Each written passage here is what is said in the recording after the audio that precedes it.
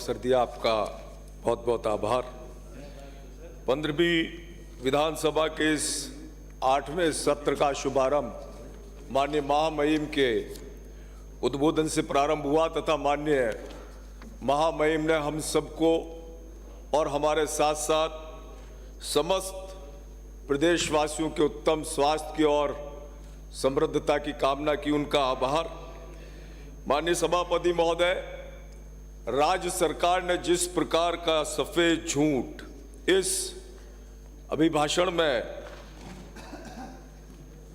प्रस्तुत करवाया, उससे मैं तो क्या संपूर्ण प्रदेशवासी असहमत होंगे, क्योंकि सरकार द्वारा ये वाचन खुद की प्रशंसा में कहलाया गया अभिभाषण था, जिसमें सत्यता बहुत कम और डींगे ज़्यादा लगती हैं।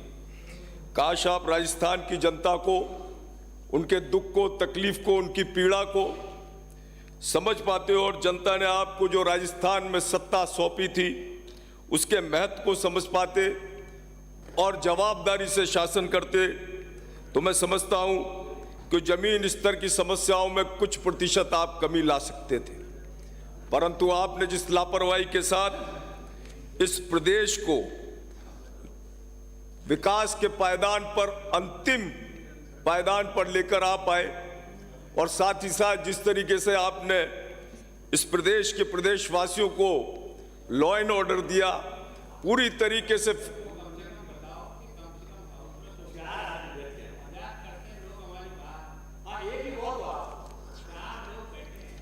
ये आपकी जिम्मेदारी नहीं है कि आप अपने दल के लोगों को उपस्थित रखें? आप तो एक ही बहुत कहलाई, सब कहलाई। कमाल है यार। माननीय सभापति महोदय, इन 4 सालों में लॉ एंड ऑर्डर पूरी तरीके से फेल हो गया। 8 लाख से भी ज्यादा मुकदमे राजस्थान में दर्ज हुए, जो मैं समझता हूं कि पूरे देश में पहला राज्य होगा जहां 8 लाख से अधिक रिकॉर्डेड मुकदमे दर्ज किए गए। आज के अखबारों में प्रमुख खबर है कि राजस्थान की राजधानी जयपुर में खुलेआम जो बदमाश है उन्होंने फायरिंग की और 5 करोड़ रुपए की रंगदारी वसूलने के लिए जो आतंक मचाया उसका पूरा जयपुर गवाह। ये राजस्थान की सरकार को खुली चुनौती है सभापति महोदय। आपके मंत्रियों को खुलेआम धमकियां मिल रही हैं, साइबर अपराध बढ़ते जा रहे हैं। मैंने सुबह जब मंत्री महोदय से प्रश्न पूछा तो उन्होंने गोलमोल जवाब दे दिया, क्योंकि उन्होंने टेक्निकल क्वालिफाइड लोग लगाए नहीं, जिससे अधिकांश साइबर के और ठगी के मामलों में आज तक सब में आपने एफआईआर प्रस्तुत करी या फिर उसको मुकदमे को आपने जो है बंद फाइल करके रख दिया। और थाना भी कोटा शहर में कल खुला है। मेरा प्रश्न लगा उसके उपरांत, तो किस तरीके का सरकार के द्वारा साइबर ठगी को गंभीरता से नहीं लिया जा रहा। जिस तरीके से बेचारे साइबर के उन निर्दोष लोगों को पकड़कर जो कोई टिप्पणी कर देते हैं, किसी प्रकार से सरकार की आलोचना कर दी या कोई धार्मिक बात कह दी, तो ऐसे निर्दोष लोगों को सींचे के पीछे डाल दिया जाता है। ये सरकार उन अपराधियों तक पहुंचने का प्रयास नहीं कर रही जो वास्तव में अपराधी है। वो पुलिस के साथ बैठकर चाय पीकर निकल जाते हैं। आज जिस तरीके से उदयपुर में कन्या लाल की हत्या हुई, जो पुलिस की लापरवाही से हुई, और पूरे सिर्फ तुष्टीकरण की नीति से राजस्थान की सरकार ने इस राजस्थान की भोली भाली जनता को सांप्रदायिकता की आग में ढकेल रखा है।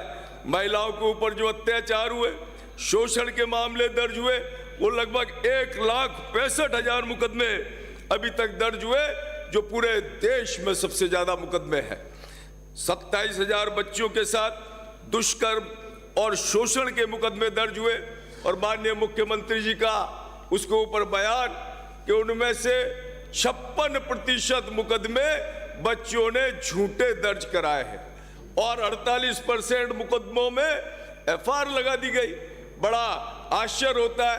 ये होता है अंधेर नगरी चौपट राज। इस तरीके से जहां बेचारी महिलाएं, जहां बच्चियों को सम्मान न मिल सके, उस जननी स्वरूपा मां का जहां सम्मान न हो सके, तो मैं समझता हूं ऐसी सरकार को सत्ता में बैठने का अधिकार नहीं हो सकता, क्योंकि महिलाओं और बच्चियों को आपको आज उनको सम्मान देने के लिए उनके जो मुकदमे थे, उन मुकदमों की मांग जिनको आपने एफआईआर लगा दिए, उन पर पुनर् रूप से विचार करने की आवश्यकता उत्पन्न हुई है और निश्चित रूप से इसको आपको पुनः दिखवाना चाहिए।